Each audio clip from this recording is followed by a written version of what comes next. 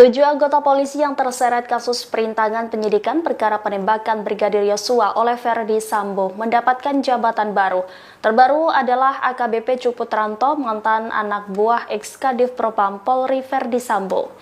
Cuk Putranto mendapat jabatan baru di Polda Metro Jaya setelah menjalani demosi setahun pada 1 Agustus 2024. Pengangkatan jabatan ini diketahui berdasarkan surat telegram tertanggal 2 Januari 2025. Kabar ini juga dikonfirmasi oleh Kabid Humas Polda Metro Jaya Kombes Ade Arisyam Indradi.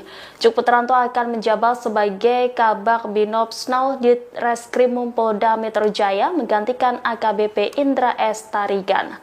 Kemudian, ex-Kapolres Metro Jakarta Selatan Kombes Budi Herdi Susianto juga masuk dalam jajaran perwira yang dipromosikan sebagai Jenderal Polri. Hal ini tertuang surat telegram Kapolri di tahun 2024. Kombes Budi Herdi dipromosikan dari jabatan sebelumnya di Kabak Yanhak Rawat Pers SSDM Polri ke jabatan Karawat Pers Polri. Di jabatan barunya, Kombes Pol Budi akan mendapat pangkat Brigadir Jenderal Polisi atau Brigjen Pol.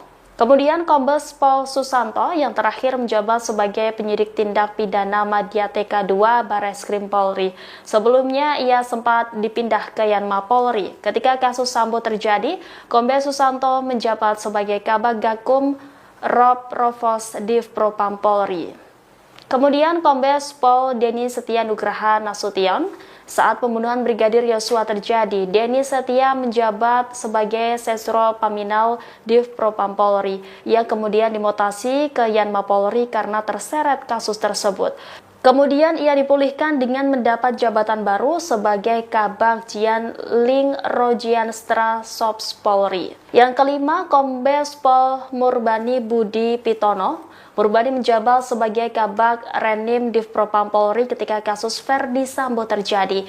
Ia kemudian dipindah ke Yanma Polri sebelum kini menjabat sebagai Irbid Jemens DM 2 Itwil 3 Itwasum Polri. Kemudian yang keenam, AKBP Handik Zusen, perwira menengah Polri ini kini menjabat sebagai Kasubag Opsional Direktorat Tindak Pidana Umum Bareskrim Polri.